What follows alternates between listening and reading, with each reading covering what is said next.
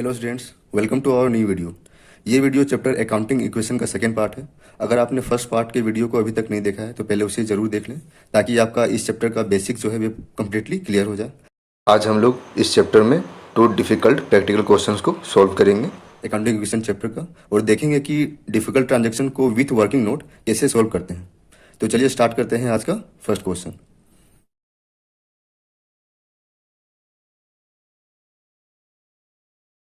आप लोग इस क्वेश्चन को अपने कॉपी में भी नोट कर सकते हैं एंड मेरे साथ क्वेश्चन को सोल्व भी कर सकते हैं। अब सॉल्यूशन को देखते हैं। हमारा फर्स्ट ट्रांजेक्शन है started business with cash ₹2 lakh. तो जब भी हम लोग फर्स्ट टाइम केस को इन्वेस्ट करते हैं इन द बिजनेस, तो वे हमारे लिए कैपिटल भी कहलाता है। तो इसमें हमारा केस जो है विन फ्लो होगा इनटू द बिजनेस, और जो हमारा कैपिटल है वे भी इंक्रीज होगा। केस कितने से इंक्रीज होगा? With amount 2 lakh, and capital भी with the same amount, debt is 2 lakh. और हम लोग हर ट्रांजेक्शन के बाद एक इक्वेशन को सोल्व करेंगे।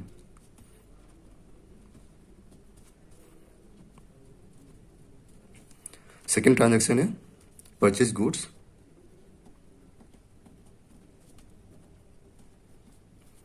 For case ₹60,000 and on credit ₹1,50,000। तो यहाँ हम लोग गुड्स को परचेज कर रहे हैं दो पार्ट में। फर्स्ट है on case and second on credit. तो जो टोटल गुड्स है वे हमारा कितना हो जाएगा? 60,000 प्लस 1,50,000, डेट इज 2,10,000। तो सेकेंड एसेट्स हो जाएगा हमारा स्टॉक, और जो हमारा स्टॉक है वो कितने से इंक्रीज हो जाएगा? 2,10,000। और केस से हम लोग कितने परचेज कर रहे हैं? 60,000 से, तो केस हमारा रिड्यूस हो जाएगा बाय 60,000। और हम लोग क्रेडिट परचेज कर रहे हैं 1.5 लाख का, तो जो क्रेडिटर है वे हमारा इंक्रीज हो जाएगा विथ अमाउंट 1,50,000। और बाकी इसी में हमारा इफेक्ट नहीं आएगा। हमारा कैपिटल ना इंक्रीज हो रहा है ना डिक्रीज हो रहा है। अगेन हम लोग इक्वेशन को सोल्व करेंगे। 1,40,000, 2,10,000, 1,50,000 and capital 2 lakhs। Third transaction है sold goods for cash costing 40,000 at 20% profit, and on credit costing 72,000 at 25% profit. तो ये हमारा सबसे इंपॉर्टेंट ट्रांजेक्शन है इस क्वेश्चन का, और इसको हम लोग विथ वर्किंग नोट सोल्व करेंगे। तो यहाँ देखिए, हम लोग जो गुड्स को सेल कर रहे हैं वे दो पार्ट में सेल कर रहे हैं। फर्स्ट है for case, debt is 40,000 and on credit for 72,000। तो टोटल स्टॉक हमारा कितना डिक्रीज होगा? टोटल अमाउंट हो जाएगा 40,000 प्लस 72,000, डेट इज 1,12,000। तो हमारा जो स्टॉक है वे 1,12,000 से डिक्रीज हो जाएगा। और कितने हम लोग का केस आएगा, कितना हमारा कैपिटल इंक्रीज होगा ड्यू टू इनकम, क्योंकि हम लोग प्रॉफिट में सेल कर रहे हैं। तो उसको हम लोग with the help of working note solve करेंगे। फर्स्ट है कैश सेल। कैश सेल कितना का कर रहे हैं? सबसे पहले कैश सेल का प्रॉफिट को कैलकुलेट करेंगे। प्रॉफिट जो है वे 20% of ₹40,000, which is equal to 20/100 into 40,000, which is equal to ₹40,000 का 20% कितना हो जाएगा? ₹8,000। ये हमारा प्रॉफिट हो गया। एंड जो हम लोग गुड्स को प्रॉफिट में सेल कर रहे हैं और कॉस्ट है हमारा 40,000, तो हम लोग कितना कैश रिसीव होगा? तो कैश का अमाउंट हो जाएगा 40,000 cost of goods plus 8,000 profit, which is equal to ₹48,000 will be cash received. तो केस हमारा कितने से इंक्रीज हो जाएगा? विथ ₹48,000। एंड सेकेंड पार्ट है हमारा क्रेडिट सेल।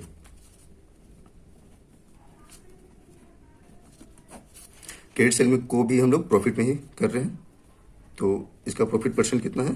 25% ऑन, इसका कॉस्ट कितना है? 72,000। तो 72,000 का 25% of 72,000 which is equal to ₹80,000। और ये भी हमारा प्रॉफिट हो जाएगा।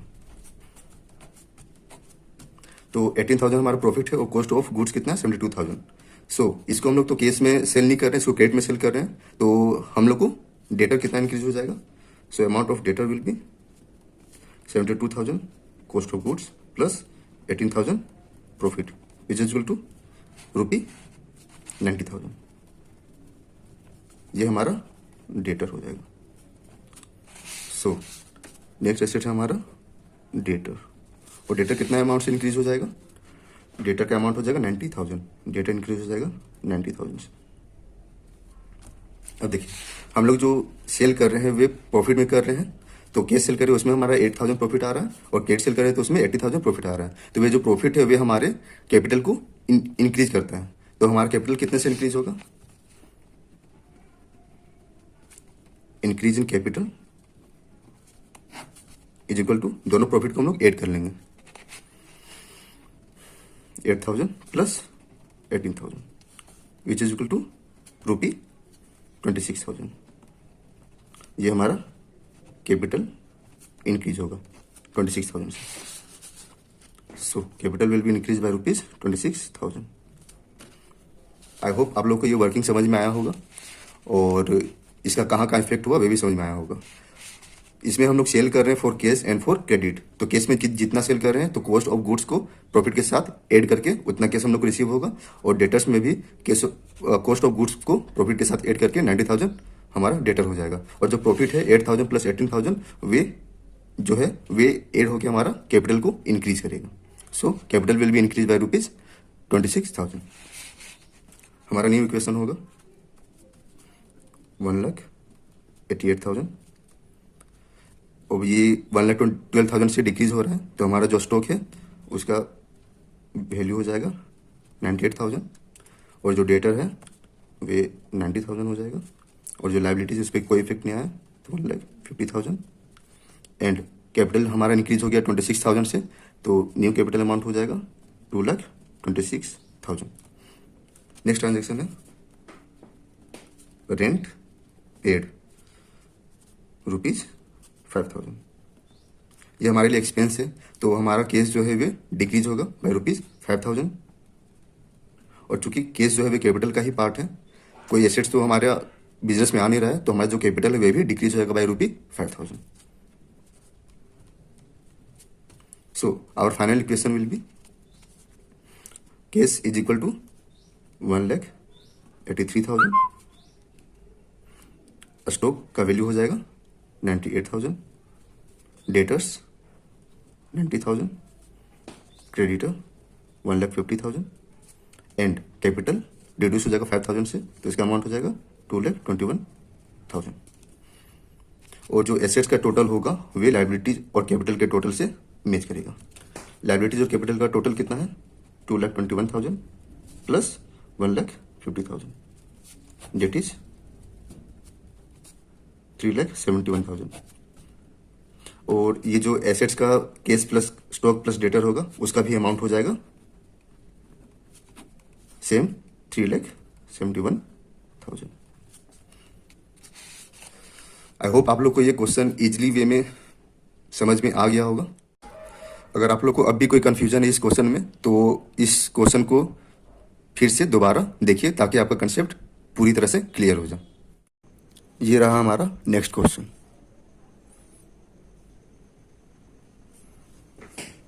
सेकेंड क्वेश्चन का हमारा फर्स्ट ट्रांजैक्शन है स्टार्टेड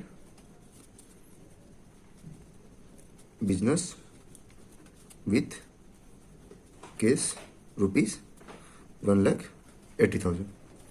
तो फर्स्ट टाइम केस आ रहा है हमारे बिजनेस में, तो ये एज ए इन्वेस्टमेंट होगा, तो ये हमारा कैपिटल भी इंक्रीज करेगा। सो फर्स्ट एसेट हमारा हो जाएगा केस, एंड सेकेंड इफेक्ट होगा हमारा कैपिटल। सो हम लोग बिजनेस स्टार्ट कर रहे हैं विद केस, तो हमारा केस इंक्रीज हो जाएगा 1,80,000 से, एंड कैपिटल भी इंक्रीज हो जाएगा विद द सेम अमाउंट 1,80,000। और हर ट्रांजेक्शन के बाद हम लोग इक्वेशन सोल्व करेंगे।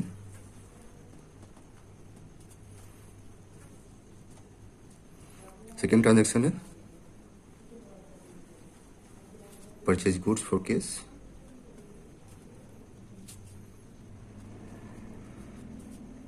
$60,000 एंड ऑन क्रेडिट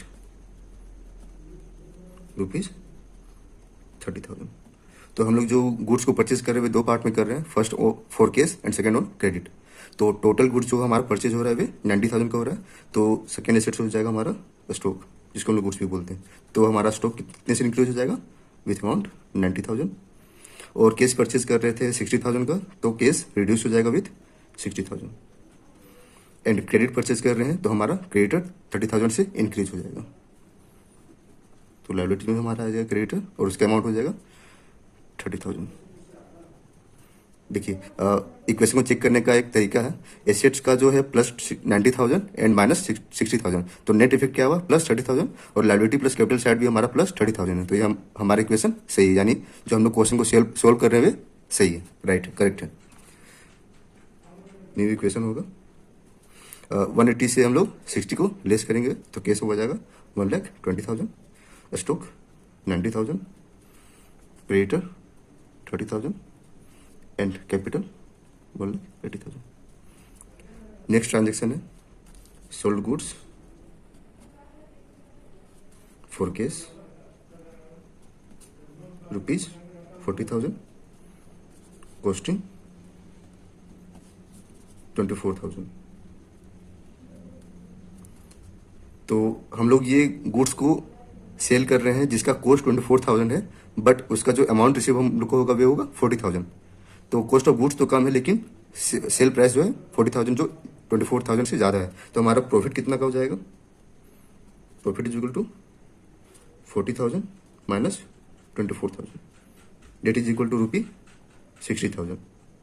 तो ये जो हमारा प्रॉफिट है वो हमारे कैपिटल को इंक्रीज करेगा। तो 16,000 से हमारा कैपिटल इंक्रीज होगा फर्स्टली, एंड जो हम लोग जो गुड्स को सेल कर रहे हैं फॉर केस है, तो केस हम लोग को 40,000 रिसीव होगा। और जो हमारा स्टॉक है उसका कॉस्ट 24,000 था, तो स्टॉक का वैल्यू 24,000 से डिक्रीज होगा। हमारा न्यू इक्वेशन होगा, क्योंकि केस इंक्रीज हो रहा है तो केस का वैल्यू हो जाएगा 1,60,000, स्टॉक का वैल्यू होगा 66,000, क्रेडिटर का वैल्यू होगा 30,000 क्योंकि कोई इफेक्ट नहीं हुआ है, एंड कैपिटल इंक्रीज हो जाएगा, इसका न्यू अमाउंट होगा 1,96,000। नेक्स्ट ट्रांजेक्शन है rent paid 5,000 and rent outstanding ₹2,000। यानी जो हम लोग का मंथली रेंट था वे सपोज करते हैं 7,000 था, जिसमें हम लोग ने 5,000 तो पे किया है लेकिन 2,000 को पे नहीं किया, वे आउटस्टैंडिंग रह गया। तो ये हमारे लिए लायबिलिटी होता है आउटस्टैंडिंग रेंट। तो आउटस्टैंडिंग रेंट 2,000 से इंक्रीज हो जाएगा, तो यहाँ पर हो जाएगा आउटस्टैंडिंग एक्सपेंस जो हमारे लिए लायबिलिटी है, इसलिए हम लोग लायबिलिटी साइड में इसको रिकॉर्ड करेंगे, और ये इंक्रीज हो जाएगा विथ ₹2,000। और हम लोग ने रेंट पेमेंट किया है 5,000 से, तो केस रिड्यूस हो जाएगा विथ अमाउंट ₹5,000। अब ये जो रेंट पेड है या रेंट आउटस्टैंडिंग है, वे दोनों को पेमेंट अल्टीमेटली करना ही है। तो हमारा जो कैपिटल होगा वे रिड्यूस हो जाएगा विथ अमाउंट 7,000, 5,000 प्लस 2,000, तो हमारा कैपिटल रिड्यूस हो जाएगा विथ ₹7,000। नेक्स्ट ट्रांजेक्शन है, उससे पहले हम लोग इक्वेशन फिर सोल्व कर लेते हैं ताकि पता चलता रहे कि हमारा यहाँ तक का जो सोल्यूशन है वे सही है या नहीं है। तो केस का अमाउंट हो जाएगा 1,55,000, इसमें कोई इफेक्ट नहीं था तो सेम अमाउंट होगा। क्रेडिटर का भी कोई इफेक्ट नहीं, तो 38,000 ही। Outstanding expense 2,000 and capital reduce हो जाएगा बाय विथ ₹7,000, तो न्यू अमाउंट ऑफ कैपिटल हो जाएगा 1,89,000। और नेक्स्ट ट्रांजेक्शन है goods sold on credit rupees 50,000, costing 38,000। यहाँ पर देखिए जो गुड्स का कॉस्ट था वे 38,000 था और उसको हम लोग ने सेल किया है 50,000 में, बट ऑन क्रेडिट। तो हमारा केस तो इंक्रीज नहीं होगा, लेकिन हमारा इंक्रीज होगा second asset, debt is debtor. तो हमारा न्यू एसेट कौन सा इफेक्ट होगा? डेटर, क्योंकि हम लोग ने क्रेडिट में सेल किया है गुड्स को। और जो कॉस्ट ऑफ गुड्स है वे 38,000 है, तो स्टॉक डिक्रीज होगा विथ रुपीज 38,000 और डेटर इंक्रीज होगा विथ रुपीज 50,000, क्योंकि 38,000 जो था वे हमारा कॉस्ट ऑफ गुड्स था, बट उसको जो सेल किए हैं वे विथ अमाउंट 50,000 किए हैं, तो डेटर इंक्रीज होगा विथ रुपीज 50,000। अब ये दोनों का जो मार्जिन है वे हमारे लिए प्रॉफिट है, तो प्रॉफिट कितना हो जाएगा? 50,000 minus 38,000 which is equal to rupees 12,000। तो ये जो प्रॉफिट है हमारा कैपिटल को इंक्रीज करेगा, तो उसे हम लोग कैपिटल में ऐड कर देंगे। तो कैपिटल हमारा इंक्रीज होगा कितने अमाउंट से? With amount rupees 12,000। देखिए प्लस 50 माइनस 38, इसका नेट इफेक्ट होगा प्लस 12,000 और यहाँ भी हमारा प्लस 12,000 ये, यानी ये इक्वेशन हमारा सही है। न्यू इक्वेशन होगा, केस में कोई इफेक्ट नहीं है, तो सेम अमाउंट। ये जो है 38,000 से रिड्यूस हो जाएगा, तो न्यू स्टॉक का वैल्यू कितना हो जाएगा? 28,000 और डेटर पे कोई इफेक्ट नहीं था, तो इसका अमाउंट 50,000। ये भी सेम 30,000, ये भी सेम 2,000 एंड कैपिटल जो है इंक्रीज हो जाएगा विथ 12,000, तो हमारा न्यू कैपिटल अमाउंट हो जाएगा 2,01,000। लास्ट ट्रांजेक्शन है salary paid in advance rupees 3,000। ये हमारे लिए एक्सपेंस था और उसे हम लोग ने पहले ही पेमेंट कर दिया है, तो ये हमारे लिए ये प्रीपेड एक्सपेंस हो जाएगा। तो प्रीपेड एक्सपेंस हमारे लिए एसेट होता है, तो नेक्स्ट एसेट होगा हमारे लिए प्रीपेड एक्सपेंस। तो सैलरी हमारे लिए प्रीपेड एक्सपेंस हो जाएगा और वे 3,000 से इंक्रीज होगा, क्योंकि हम लोग उसको प्रीपेमेंट कर रहे हैं। और जो प्रीपेमेंट कर रहे हैं तो वे तो कैसे ही कर रहे होंगे, तो केस हमारा रिड्यूस हो जाएगा विथ अमाउंट 3,000 और कहीं इफेक्ट नहीं आएगा। So final equation will be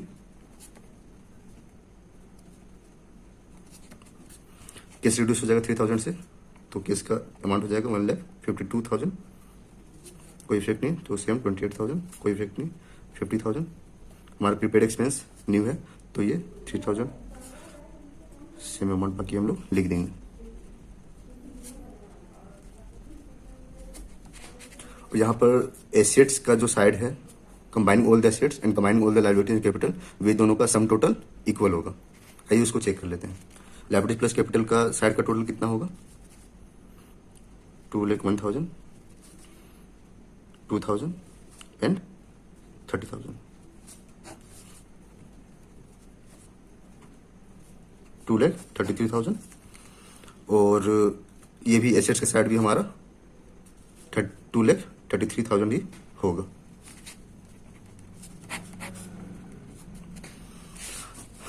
तो इसमें मोस्ट इंपोर्टेंट ट्रांजेक्शन कौन कौन से थे? फर्स्ट वन इज ये जो हम लोग गुड्स को क्रेडिट में सेल कर रहे थे विथ प्रॉफिट, तो जो प्रॉफिट था वे हमारा कैपिटल को इंक्रीज कर रहा था। और जो सेकेंड था वे सेल कर रहे थे ऑन प्रॉफिट, तो वे भी हमारा कैपिटल को इंक्रीज कर रहा था। लेकिन यहाँ हम लोग जो सेल कर रहे थे वे क्रेडिट में कर रहे थे, तो हम लोग को कैश रिसीव नहीं होगा, इंस्टेड हम लोग का जो डेटर है वे इंक्रीज कर जाएगा विथ अमाउंट ऑफ सेल।